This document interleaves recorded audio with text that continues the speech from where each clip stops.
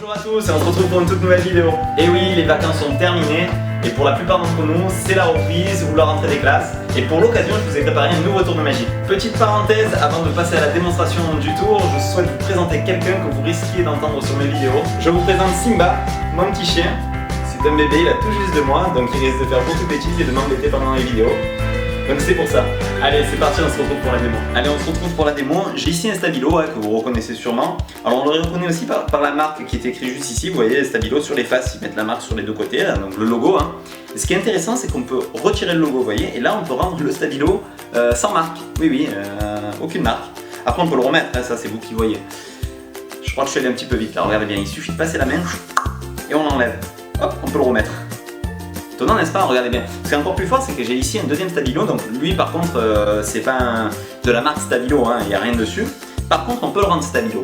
Il suffit juste de frotter un petit peu, vous voyez, celui qui a pas la marque dessus pour faire sauter la marque sur le stabilo bleu. C'est incroyable maintenant, c'est celui qui est de marque. Parce que lui, il n'y en a plus.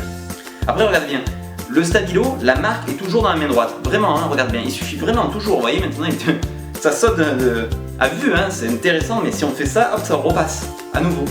Regardez bien, si on tape dessus maintenant, on a les deux qui possèdent la marque stabilo. Et si on veut, on peut les effacer tout simplement, et là il n'y a plus de marque. Incroyable, n'est-ce pas? Allez, on se retrouve pour l'explication du paddle move.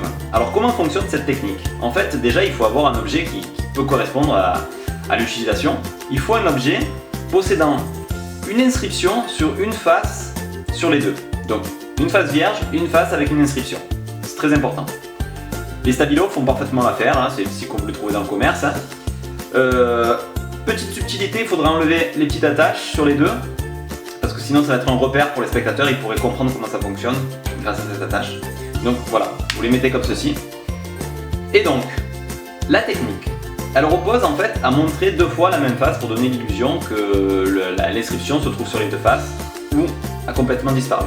Comment on procède? Alors, si vous êtes droitier, bon, vous allez commencer par la main droite. Vous allez poser donc le stabilo, donc vous voyez les phalanges, 1, 2, 3 phalanges, sur le majeur, sur la phalange du milieu, à ras de la pliure, comme ceci. Et le pouce va pas être dessus, il va être sur cette tranche-ci, comme ceci. Et là, l'index repose. Là, en fait, si vous faites le vrai mouvement de montrer les deux faces, ça va être le poignet qui va bouger et qui va montrer comme ceci les deux faces. Vous voyez, là je montre vraiment, réellement les deux faces. On voit bien une face avec, une face sans. Et en fait, avec le paddle move, on va réaliser ce petit mouvement, regardez bien. Le pouce va pousser pour faire pivoter jusque sur le bout, c'est pour ça qu'il est intéressant de laisser quand même une petite marge pour pouvoir rouler le stabilo afin de le faire retourner. On va faire ce petit mouvement là, donc vous voyez, l'index repose dessus pour aider. On fait ce mouvement, donc c'est vraiment le pouce qui est juste ici là sur la tranche et qui fait rouler pour faire un demi-tour. Hop, hop. Ce mouvement là, en même temps que le mouvement du poignet, ce qui donne ça. Hop, et on revient. Vous voyez, c'est le même mouvement, mais en rajoutant la petite rotation. Alors, c'est normal qu'au début, vous allez avoir une façon un peu mal à l'aise et pas très clean, on va dire. Mais c'est de l'entraînement, il va falloir que vous arriviez à vous entraîner à faire ce mouvement pour le donner le plus naturel possible, en fait. C'est vraiment, alors moi, j'arrive même à le faire du bout des doigts, vous voyez. Mais au début, le plus simple, vous entraînez, vous le tenez comme ceci. Et ce mouvement et celui-là en bascule. Hop, donc on montre et hop. Là si je le prends comme ça, je fais hop, disparu, il n'y a plus rien. Et sur un mouvement, on peut le faire apparaître. Donc tout le mouvement réside sur ça, sur le fait de montrer à chaque fois la même face pour donner l'illusion que soit il apparaît, soit il disparaît. Ensuite, il y a plein de passes possibles. Par exemple, vous commencez donc avec le stabilo, donc là vous faites un paddle move dès le début, vous expliquez sans insister qu'il y ait sur les deux faces. Ça paraît illogique sinon de dire oui, vous voyez, sur les deux faces j'ai l'inscription. Non, ça ne sert à rien. Juste le fait de le faire, le spectateur voit la chose et il va comprendre qu'en fait l'inscription est des deux côtés. Vous pouvez le faire sur un briquet emprunté également, c'est encore plus fort. Les gens, quand vous leur montrez, ils ne se sont jamais rendus compte en fait que la marque était que sur une face. Donc vous pouvez le faire comme ça, vous montrez, donc j'ai un stabilo, ça paraît logique, l'inscription est des deux côtés. Et là à ce moment-là, en fait, sous couvert de la main, quand je vais cacher, je vais juste faire une petite rotation. Et on va voir l'impression que ça disparaît. Comme ceci. Ça disparaît, je me repositionne en tenue de paddle, et je refais un paddle move arrière, tout en gardant la main fermée pour donner l'impression que j'ai enlevé un autocollant par exemple. Et là je refais le paddle. Je reviens dessus, couvert, j'ai fait la rotation, paf, je le refais apparaître. Je me remets en paddle, et je refais un paddle. À partir de là, je peux jouer à faire disparaître, réapparaître, etc. Par la suite, je ressors mon deuxième stabilo.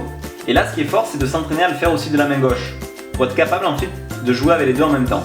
Donc, s'entraîner avant avec la main gauche. Et dès que vous maîtrisez, vous allez être capable de faire le paddle des deux mains. Donc ici, je l'ai en fait. Le paddle des deux mains. Et à vue de le faire sauter d'un stabilo à l'autre. Juste en comme ceci. Ça passe, ça revient.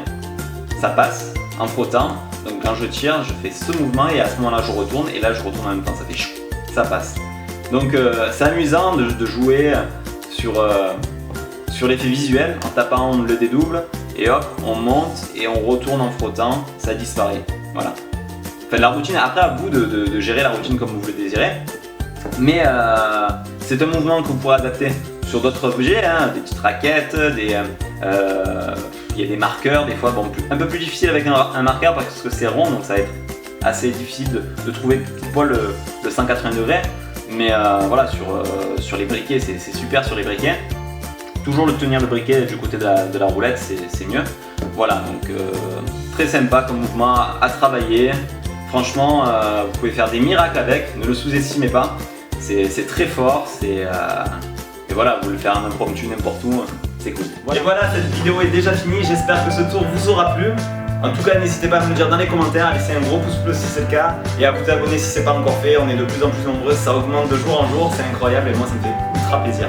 N'oubliez pas que cette technique est très polyvalente, elle permet de s'adapter à plusieurs types d'objets.